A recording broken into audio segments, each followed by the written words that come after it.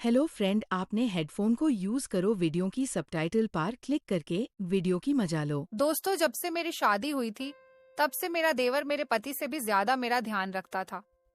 धीरे धीरे देवर के साथ मेरी बहुत अच्छी बातचीत होने लगी। उसके बाद से मेरा देवर हर दिन मुझे, मेरा नाम मीनाक्षी है। मेरी कहानी बहुत सारे दुखों से भरी हुई है। बचपन से लेकर जवानी तक मैंने सुकून नहीं देखा। न जाने कहां पर मेरे हिस्से का सुकून लिखा हुआ था। मैं अपनी पैदाइश के समय से ही बहुत खूबसूरत थी। मेरे नसीब में पढ़ाई लिखाई नहीं थी। बस था तो घर में रहना और घर में रहकर घर के सारे काम करना।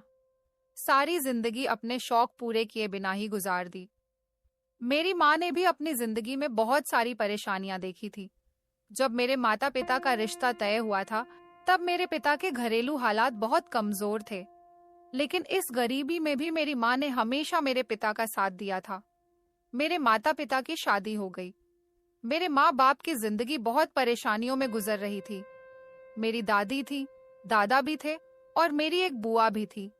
जिस दिन से मेरी माँ के कदम अपनी ससुराल में आए थे तभी से उन्होंने अपनी ससुराल की हर एक चीज को बदल दिया था। उस घर में खुशियां जागने लगी थी। मेरी माँ बहुत मेहनती औरत थी। अपने पति के साथ मेहनत करके उन्होंने अपनी गरीबी को खत्म कर लिया था।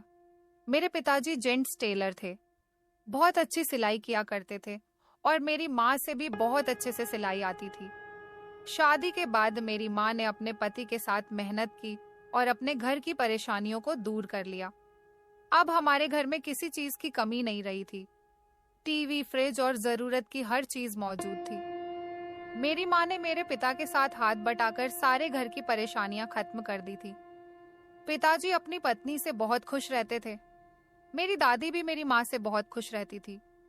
मेरी बुआ की अभी तक शादी नहीं हुई थी। मेरी माँ बुआ की शादी के लिए पैसे जोड़ती थी ताकि जब बुआ की शादी हो तो फिर उनके दहेज का इंतजाम अच्छा कर सके, और फिर वही हुआ। 1 साल बाद माँ पिताजी ने मिलकर बुआ की शादी की। बहुत अच्छी जगह शादी की और शादी भी खूब धूमधाम से की थी। हमारे पूरे परिवार में खुशियां ही खुशियां थी। वह अपनी भाभी यानी मेरी माँ से बहुत प्यार करती थी।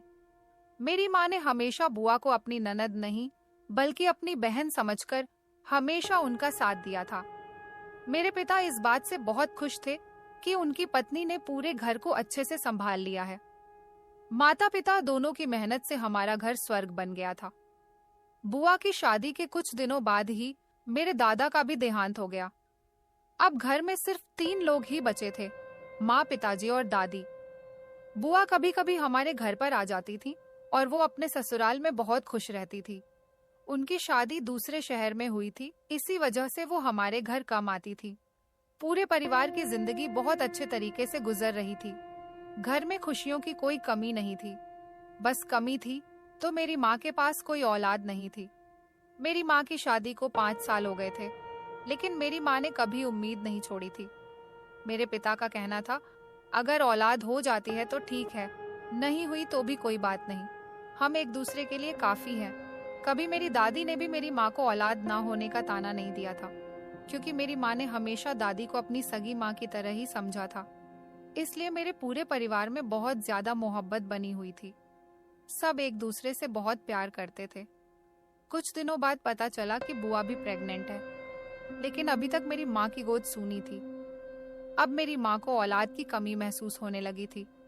वो दिन रात माँ बनने की प्रार्थना करती रहती थी। फिर कुछ दिन के बाद ऐसा हुआ कि माँ की तबीयत अचानक बिगड़ने लगी। जब माँ को डॉक्टर के पास ले जाया गया तो डॉक्टर ने बताया कि यह प्रेग्नेंट है। यह सुनते ही हमारे घर में खुशियों की बढ़ोतरी हो गई थी। माँ के प्रेग्नेंट होने के बाद तो पिताजी ने माँ को अपनी पलकों पर बिठाकर रख लिया था। पिताजी माँ का हर तरह से ख्याल रखते थे।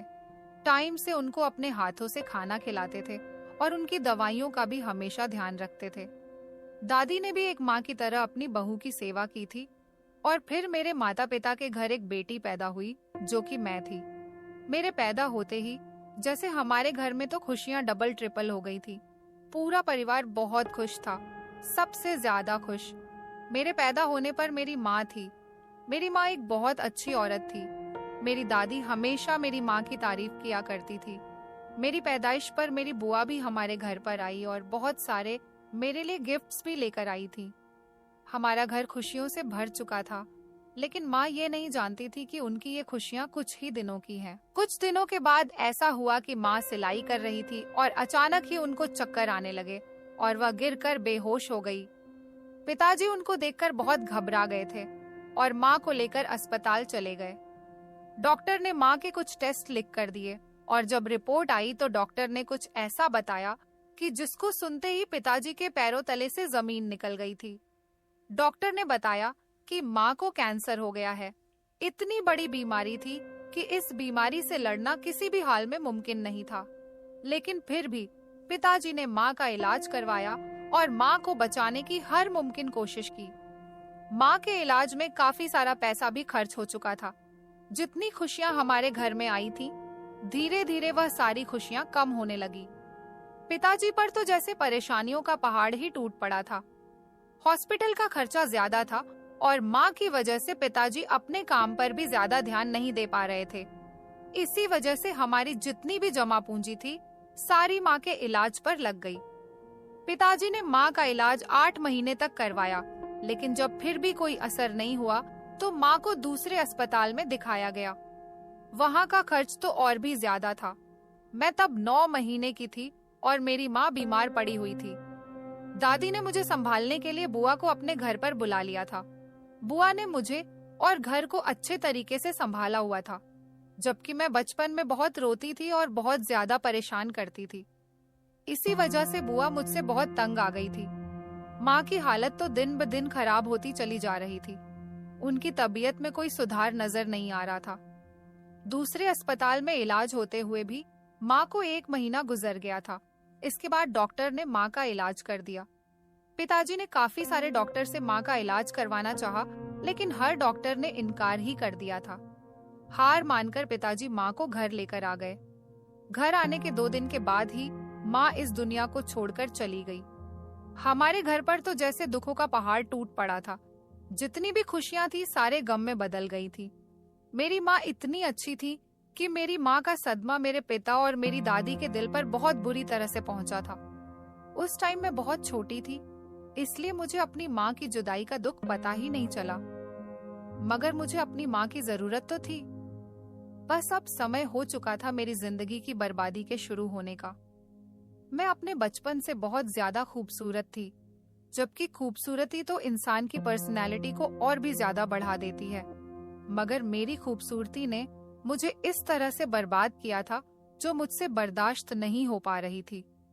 माँ के मरने के बाद मेरी जिंदगी के बुरे दिन शुरू हो गए थे। जब तक मैं बची रही कुछ ना समझी, लेकिन धीरे धीरे जैसे बड़ी होती चली गई तो मेरी जिंदगी ने मेरे लिए ऐसी आजमाइश लाकर रख दी जो मेरे लिए नाकाबिले बर्दाश्त थी। माँ के मरने के बाद मेरी बूढ़ी दादी मुझे संभाल नहीं पा रही थी। माँ के मरने के सदमे ने उन्हें अंदर से तोड़कर रख दिया था और पिताजी तो बिल्कुल खामोश हो गए थे। मेरी बुआ कुछ दिन तक तो मुझे संभालती रही, मगर उन्हें भी अपने घर जाना था। कुछ दिन बाद वो अपने घर चली गईं। उनका घर दूसरे शहर में था, इसलिए उनका आना जाना बहुत मुश्किल हो रहा था। अब मैं अपनी दादी और अपने पिता के पास अकेली रह गई थी। दादी और पिताजी मुझे संभाल नहीं पा रहे थे क्योंकि मुझे माँ की जरूरत थी। जो सारे काम माँ कर सकती है वह कोई और नहीं कर सकता। मैं बहुत रोती थी और मुझे संभालना उन दोनों के बस के बाहर होता जा रहा था। आस पड़ोस के लोग दादी को यही राय देते थे कि तुम अपने बेटे की दूसरी शादी कर दो। जब दादी पिताजी से इस बारे में बात करती थी तो पिताजी दूसरी शादी के लिए राजी नहीं होते थे।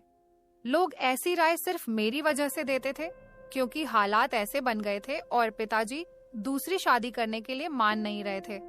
मैं बहुत छोटी थी और मुझे संभालना उन दोनों के बस की बात नहीं थी। लोगों का कहना था कि अगर आपका बेटा दूसरी शादी कर लेगा तो आपके बेटे को हमसफर भी मिल जाएगी और इस छोटी सी बच्ची को वापस से अपनी माँ भी मिल जाएगी। इसी तरह से आपको भी घर में काम करना पड़ता है। जब घर में बहू आ जाएगी तो वो घर का सारा काम भी संभाल लिया करेगी। यही सब बातें सोचते हुए दादी ने भी पिताजी को मनाने की बहुत कोशिश की।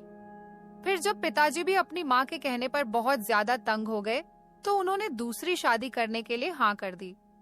पिताजी के लिए ऐसे रिश्ते की तलाश थी शादी करने वाली लड़की की कि या तो वो तलाकशुदा हो या फिर विधवा हो और उसके पास कोई औलाद ना हो।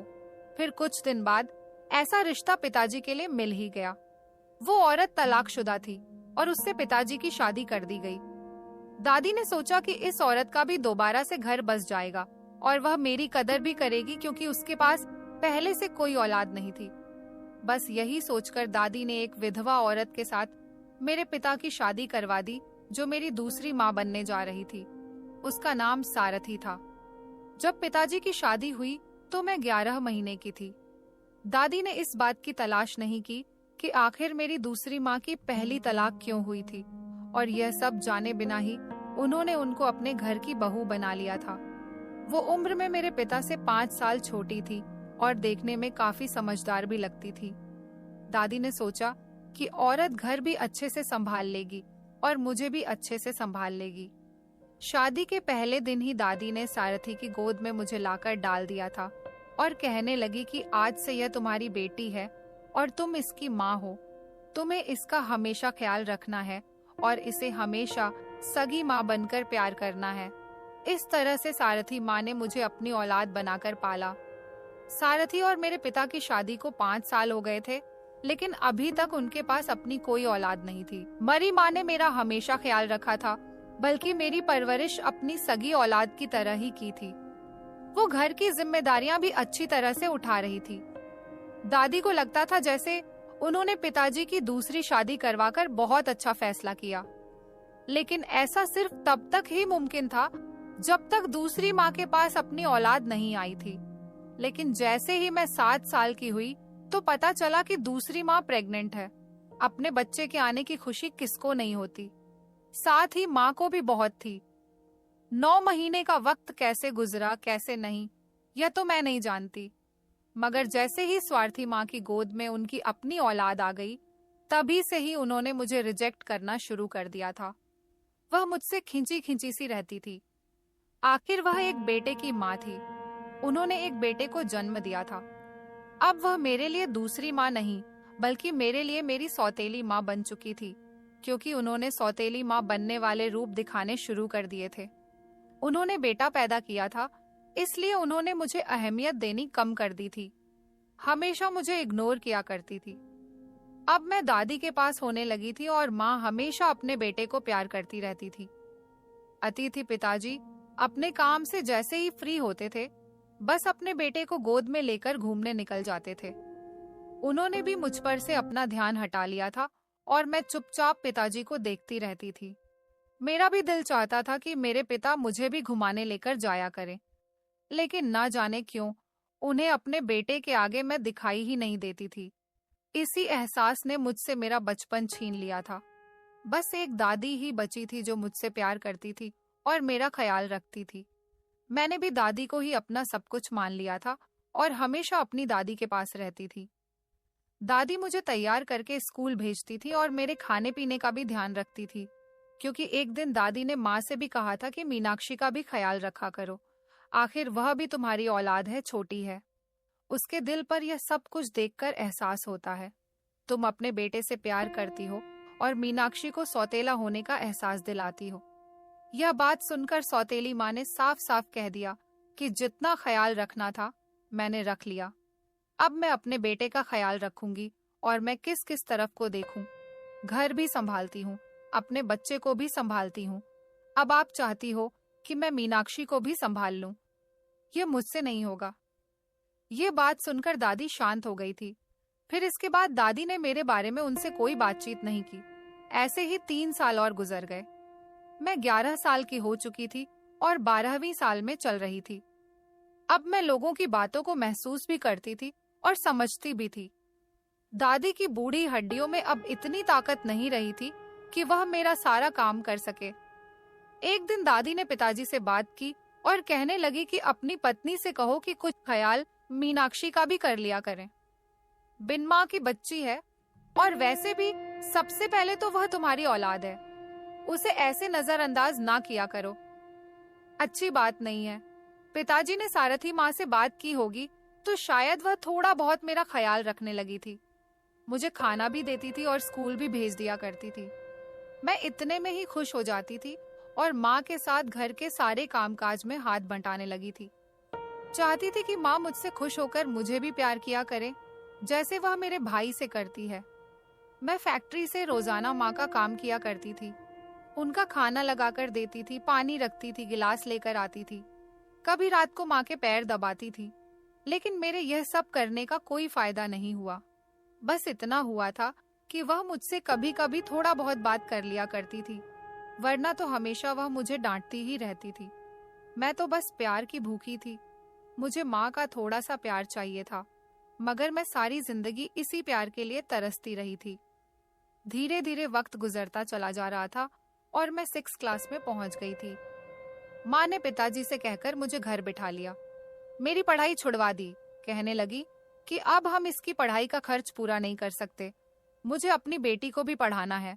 बस तुम्हारी बेटी ने बहुत पढ़ लिया। लड़कियों के लिए इतनी पढ़ाई ही काफी होती है। लेकिन मैं तो और करना चाहती थी। मैं आस पड़ोस के लोगों के बच्चों को देखती थी जो रोज स्कूल जाते थे और अच्छे स्कूल में पढ़ते थे, जबकि मैं तो सरकारी स्कूल में पढ़ा करती थी। माँ का असल मकसद यह नहीं था कि मेरी फीस के पैसे जाते हैं। असल मकसद तो यह था कि वह मुझसे घर का कामकाज लेना चाहती थी। सारा दिन मुझसे घर के काम करवाना चाहती थी। वह चाहती थी कि मैं पढ़ाई लिखाई से अपना ध्यान बिल्कुल हटा लूं और घर के कामों में बिजी हो जाऊं। इसलिए पिताजी ने मुझे घर बिठा लिया। दादी ने मेरी साइड पर पिताजी से बोलने की बहुत कोशिश की थी, लेकिन पिताजी ने दादी की एक नहीं मानी। वैसे भी दादी के घर में सुनता ही कौन था। वह इतनी बूढ़ी हो चुकी थी कि ठीक से चल फिर भी नहीं सकती थी। मैं ही उनको खाना खिलाती थी और उनको सहारा देकर वॉशरूम तक ले जाती थी और उनके सारे काम किया करती थी। फिर जब मैं 15 साल की हो गई तो मुझसे प्यार करने वाली मेरी दादी भी मुझे इस दुनिया में अकेला छोड़कर चली गई। वैसे तो माँ, पिताजी और मेरा भाई भी मेरे लिए था, लेकिन हकीकत तो यह थी कि मेरा इस दुनिया में कोई नहीं रहा था। पिताजी ने जैसे मुझे इग्नोर कर रखा था। इस हिसाब से मेरी हिम्मत ही नहीं पड़ती थी कि मैं उनसे कोई बातचीत कर सकूं। अपनी किसी जरूरत के लिए उनसे कहना तो बहुत दूर की बात थी। मैं तो माँ से भी कुछ नहीं कह पाती थी। बस चुपचाप अपनी जिंदगी गुजार रही थी और बस सारी जिंदगी अपने फटे पुराने कपड़ों में ही गुजार रही थी। कभी कभी माँ मुझे किसी के दिए हुए पुराने कपड़े पहना दिया करती थी। वही मेरे लिए बहुत था। खाना पका पकाया मिल जाता था। बाकी घर के सारे कामों के लिए माँ मुझे आवाजें लगाती रहती थी और मैं हमेशा की तरह भाग भाग कर माँ के काम करती। मगर मेरे लाख जतन करने के बावजूद भी माँ ने कभी मुझे प्यार से अपने सीने से नहीं लगाया था। माँ भैया की हर जिद पूरी किया करती थी, लेकिन कभी मेरी तरफ नजर उठाकर तक नहीं देखती थी। चाहे मुझे बुखार होता तब भी मैं घर का काम करती, और जब कभी ज्यादा तबीयत खराब हो जाती तो सारा दिन बिस्तर पर गुजार देती थी। मैं खाना तो मुझे दे देती थी, मगर साथ में बातें भी बहुत सुनने को मिलती थी। आखिर में किससे कहती? मुझे माँ बाप के प्यार की जरूरत है। बस खामोशी से अपनी जिंदगी गुजार रही थी। अब मेरी जिंदगी और भी ज्यादा खराब होने वाली थी, क्योंकि अचानक ही पिताजी को हार्ट अटैक आ गया और वो अस्पताल में 4 दिन एडमिट रहे। 4 दिन एडमिट रहने के बाद उन्होंने अस्पताल में ही अपनी आखिरी सांस ली। पिताजी के जाने के बाद तो मैं बिल्कुल ही बेसहारा हो गई थी। माँ हमेशा मुझे बुरा भला कहती और गालियां देती रहती थी। बस यही मेरा नसीब बन गया था। मैं 18 साल की हो चुकी थी और पिता को मरे हुए 1 महीना गुजर चुका था। तभी से ही माँ ने सारे घर का काम मुझ पर डालना शुरू कर दिया था। पहले तो वह थोड़ा बहुत काम कर भी लिया करती थी, लेकिन अब तो उन्होंने वह भी करना छोड़ दिया था। अब सारी जिम्मेदारी मुझ पर ही आ गई थी। माँ पढ़ी लिखी नहीं थी, इसलिए वह चाहती थी कि उन्हें घर में झाड़ू बर्तन करने के लिए कोई नौकरी मिल जाए, क्योंकि अब कमाने वाले पिताजी भी इस दुनिया में नहीं रहे थे और घर में परेशानी हो चुकी थी। खाने के लिए भी पैसे नहीं थे। 2 दिन माँ ने लोगों के घरों में जा जाकर नौकरी की तलाश की कि कोई उन्हें नौकरानी के तौर पर अपने घर में काम दे दे। एक दिन माँ को बहुत बड़े बिजनेसमैन के घर में नौकरी मिल गई। माँ ने उस घर में नौकरानी का काम करने के लिए जाना शुरू कर दिया। जिस आदमी के घर वह वो नौकरी पर जाया करती थी, वह शहर का सबसे बड़ा बिजनेसमैन था। उसकी बूढ़ी माँ थी और वह दोनों भाई थे। उन्हें घर में काम करने के लिए बहुत सारे नौकरों की जरूरत थी। काफी सारे नौकर तो उनके घर में पहले से ही मौजूद थे, लेकिन अब जबकि उनकी माँ बीमार हो चुकी थी, इसलिए उन्हें एक औरत की जरूरत थी जो कि उनकी माँ का ख्याल रख सके। मेरा छोटा भाई 5th क्लास में पढ़ रहा था। माँ को अपने बेटे की पढ़ाई लिखाई की बहुत चिंता रहती थी। वह चाहती थी कि उनका बेटा पढ़ लिख कर बहुत बड़ा आदमी बने, इसलिए वह नौकरी करने के लिए तैयार हो गई थी और अपने बेटे की फीस भी जमा कर देती थी। वह जानती थी कि अगर वह नौकरी पर चली जाएंगी तो उनके बेटे का ध्यान कौन रखेगा, इसलिए उन्होंने अपने बेटे को अपने मायके भेज दिया और हर महीने उसकी फीस भी भेज दिया करती थी और उसके लिए थोड़े पैसे भी भेज दिया करती थी। इसी तरह से उनके मायके वालों ने उनके बेटे को अपने पास रख लिया और उसकी परवरिश की जिम्मेदारी ले ली। अब माँ तो नौकरी पर चली जाती थी और घर में मैं अकेली बचती थी। माँ सुबह को नाश्ता करके काम पर जाती और शाम को वापस लौटती थी। मैं सारे दिन घर के कामों में बिजी रहती थी। कभी सफाई करती तो कभी किचन देखने लग जाती थी, कभी कपड़े धो डालती थी तो कभी आंगन में रखे पौधों की देखभाल करने लग जाती थी। मैं चाहती थी कि माँ को घर की हर चीज साफ सुथरी नजर आए और कोई काम न करना पड़े, क्योंकि वह अपने और हम दोनों भाई बहन के लिए ही तो नौकरी पर जाने लगी थी। काम से वापस आते समय वह उस घर से वहां का बचा हुआ खाना भी लेकर आती थी और हम दोनों माँ बेटी वह खाना खाकर सो जाते थे। माँ पहले भी मुझसे कम ही बात किया करती थी, मगर जब से उन्होंने काम पर जाना शुरू कर दिया था, तब से तो उन्हें और भी बात करने का मौका ही नहीं मिलता था। रात को जब माँ बिस्तर पर लेटी थी, तो मैं उनके पैर दबाती थी ताकि वह सुकून से सो सकें। माँ सो जाती थी और मैं उनके पैर दबाती रहती थी। जब मुझे नींद आने लगती, तब मैं भी सो जाया करती थी। सुबह को मैं जल्दी जाग जाया करती थी। माँ को काम से मिलने वाले पैसे वह बहुत संभल कर रखती थी। कुछ पैसों को तो वह बैंक में जमा करवा देती थी ताकि उनके बेटे की पढ़ाई में काम आ सके, और खाने पीने के लिए तो वह बंगले से ही वहां का बचा हुआ खाना लेकर आती थी और इसमें से जो बच जाता था वह अगले दिन दोपहर को मैं खा लिया करती थी, क्योंकि माँ कहती थी कि अगर घर में खाना पकाएंगे तो सारे पैसे इसी में लग जाया करेंगे। मैं तो पहले से ही माँ की हर बात को अच्छे से मानती थी। ऐसे ही माँ को बंगले में काम करते हुए 5 महीने गुजर गए थे। कुछ दिनों बाद पता चला कि घर की बड़ी मालकिन का देहांत हो गया, यानी कि जिस औरत की मेरी माँ सेवा करती थी, अब वह इस दुनिया में नहीं रही और वहाँ का काम और भी ज्यादा बढ़ने लगा। इसी वजह से माँ ने अपने साथ मुझे भी बंगले में ले जाना शुरू कर दिया था। वहाँ पर लोगों का आना जाना और काम बहुत ज्यादा थे। कुछ दिन तक तो मैं अपनी माँ के साथ वहाँ पर आती जाती रही, मगर वहाँ सबसे अजीब बात मुझे यह लगी कि उस घर का जो बड़ा बेटा था वह मुझ पर गंदी निगाह रखने लगा था। यानी कि वही आदमी था जो शहर का बहुत बड़ा बिजनेसमैन था। सारा बिजनेस और घर उसके ही नाम पर था। कहने को तो छोटा भाई भी था, मगर वह पढ़ाई कर रहा था, इसलिए उसने अब भी बिजनेस में अपना ध्यान नहीं लगाया था। मैं जब चाय लेकर उसके कमरे में जाती थी तो कभी बहाने से वह मेरा हाथ पकड़ लिया करता, तो कभी मुझसे बात करने की कोशिश किया करता था। मैं उसकी गंदी नजरों को हमेशा पहचानती थी, मगर मैं मजबूर थी। माँ की वजह से बंगले में जाती थी और काम करती थी। ये सब कुछ मेरी माँ की वजह से हो रहा था।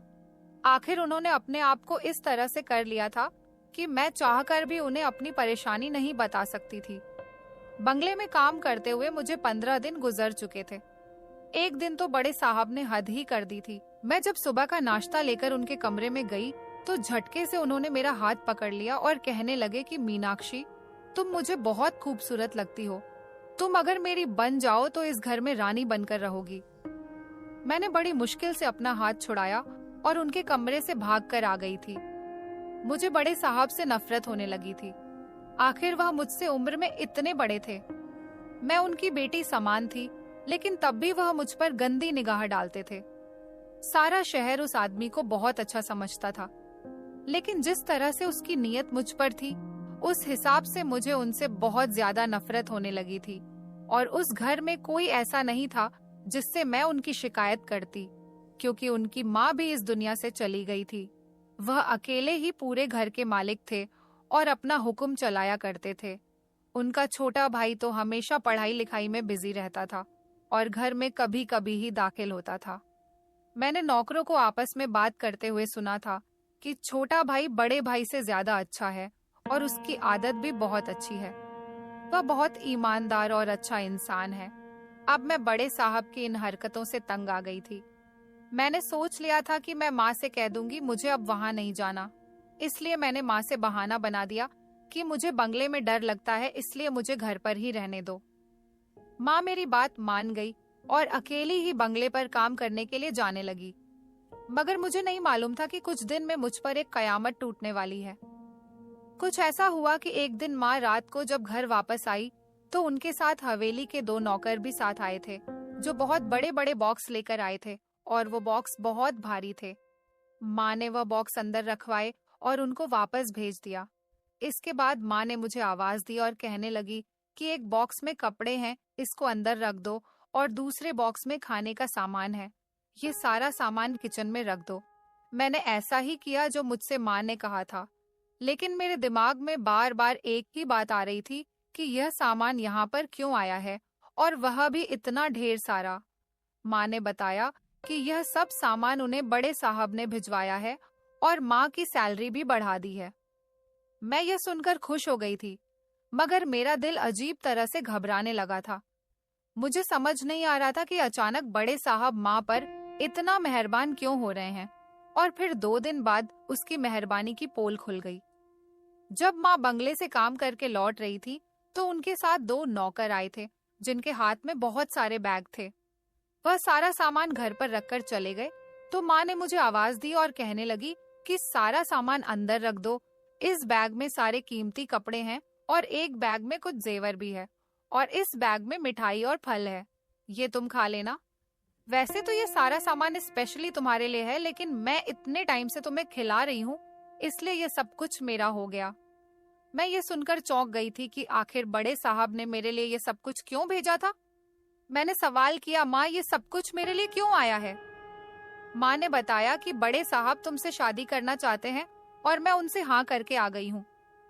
ये सुनकर तो मेरे पैरों तले से जमीन निकल गई थी और मैं हैरान रह गई थी कि आखिर यह क्या कर दिया माँ ने।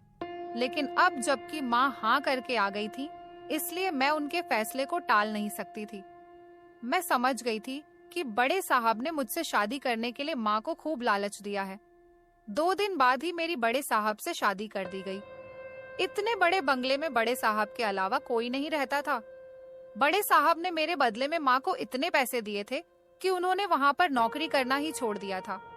वह हर महीने माँ को भारी रकम दे दिया करते थे। इस तरह से मुझे बड़े साहब के हाथ बेच दिया गया था। कभी कभी घर में छोटे साहब भी आया करते थे। उनके माँ बाप मर चुके थे, इसलिए वह ज्यादा समय घर में नहीं रुकते थे। मेरी शादी जबरदस्ती बड़े साहब से कर दी गई थी। मैं सारा दिन रोती रहती थी, मगर कुछ फायदा नहीं हुआ। एक दिन बड़े साहब ने मुझे खुद अपने मुंह से बात बता दी कि तुम्हारी माँ को मैंने तुम्हें खरीदने के लिए बहुत सारे पैसे दिए थे और हर महीने मैंने उन्हें पैसे देने का वादा किया है ताकि वह यहाँ बंगले पर कम पर ना आए। उनकी यह बात सुनकर मुझे हैरत नहीं हुई थी, क्योंकि मैं पहले से ही जानती थी कि ऐसा ही हुआ होगा। माँ के कम छोड़ने की वजह और उनके पास इतने सारे पैसे होने पर मैं समझ गई थी कि मुझे ही बेचा गया है। मैं तो बस रो रही थी, किसी से कुछ कह नहीं सकती थी। बड़े साहब वह इंसान थे जिसे अय्याशी के सिवा कुछ नहीं आता था, और मुझे तो बंगले में जाने के बाद पता चला कि वह हर रात नई औरत को अपने साथ लेकर आते हैं और इस्तेमाल करने के बाद उसे सुबह उसके घर रवाना कर देते हैं। मुझे भी उन्होंने सिर्फ अपने शौक के लिए ही घर में रखा था। बस फर्क इतना था कि उन्होंने मेरी जिंदगी शादी करके खराब की थी। बड़े साहब रोज रात को घर में देर से आया करते थे और शराब पीकर घर में दाखिल होते थे। वो नशे में धुत होते थे, सारी सारी रात बार और क्लब में ही गुजार दिया करते थे। जब घर में आते तो शराब की हालत में धुत होते थे। अगर मैं उनसे कोई सवाल करती तो वो मुझ पर हाथ छोड़ दिया करते थे और मुझे इतना मारते थे कि मैं बुरी तरह से जख्मी हो जाती थी। इन हरकतों की वजह से मुझे बड़े साहब से और भी ज्यादा नफरत होने लगी थी। शादी करने के बाद उन्होंने मेरी जिंदगी को इस तरह से तबाह कर दिया था। मैं कहीं और भी नहीं जा सकती थी। न जाने क्यों उन्होंने मुझसे शादी की थी। मैं समझ गई थी कि उन्होंने सिर्फ मेरा इस्तेमाल करने के लिए मुझसे शादी करी थी। मैं बहुत खूबसूरत थी और कम उम्र की थी, बस इसी बात का फायदा उठाना चाहते थे। शादी के 2 महीने बाद मुझे पता चला कि मैं प्रेग्नेंट हूँ। यह बात जब बड़े साहब को पता चली तो उन्हें बहुत खुशी हुई, क्योंकि अब उनको उनका वारिस मिलने वाला था। मगर मैं खुश नहीं थी। मैं नहीं चाहती थी कि ऐसे शख्स को वारिस दूं जो उसे भी अपने जैसा बना देगा और उस बच्चे की जिंदगी बर्बाद कर देगा। मगर मैंने अपनी जिंदगी में हालात के साथ समझौता करने के अलावा कुछ भी नहीं सीखा था। मेरी मजबूरी ने हमेशा मुझे खामोश कर रखा था, और जो फैसला माँ ने मेरे लिए किया था उसने तो मेरी जिंदगी ही बदल कर रख दी थी। कुछ दिन गुजरने के बाद बंगले में मेरा देवर आ गया। वैसे भी वह कभी कभी घर में रुकने के लिए आ जाता था। अब वह लॉयर बन चुका था, इसलिए उसका दूसरे शहर आना जाना लगा रहता था। वह सुलझा हुआ और बहुत समझदार इंसान था और बहुत ईमानदार था। वह हमेशा हक के लिए लड़ना जानता था, लेकिन उसको मेरे बारे में नहीं पता था कि मैं कौन हूँ और किस तरह से मेरी शादी उसके भाई से हुई है। वह अपने तौर तरीके से नहीं लगता था कि वह मेरे पति का सगा भाई है। बड़े साहब ने मेरे लिए डॉक्टर रख रखे थे। वह हर हफ्ते मेरा चेकअप कर कर जाते थे और मुझे दवाइयाँ दे जाते थे। कहते थे कि अपना ख्याल रखो और अपने खाने पीने पर ध्यान दो, परेशान मत हुआ करो। लेकिन परेशानी तो मेरे भाग्य में लिखी हुई थी। मेरे पति ने मेरी जरूरत की हर वो चीज घर में मौजूद कर दी थी, लेकिन खुद उसने कभी मुझे प्यार की निगाह से भी नहीं देखा था। हमेशा वो मुझ पर जुल्म करता था। लेकिन अब जबकि मैं माँ बनने वाली थी, इस वजह से उसने मुझ पर जुल्म करने थोड़े कम कर दिए थे। वैसे भी उसे सिर्फ अपने बच्चे से ही मतलब था, मगर वो अपनी अय्याशियों से पीछा नहीं छुड़ा सकता था। सारी सारी रात वो कमरे में बैठकर शराब पीता रहता था। मेरा देवर अपने भाई को समझाने की बहुत कोशिश करता रहा, मगर वो उसकी एक नहीं सुनता था। आखिरकार इतनी शराब पीने का नतीजा यह निकला कि मेरे पति की तबीयत अब खराब रहने लगी थी।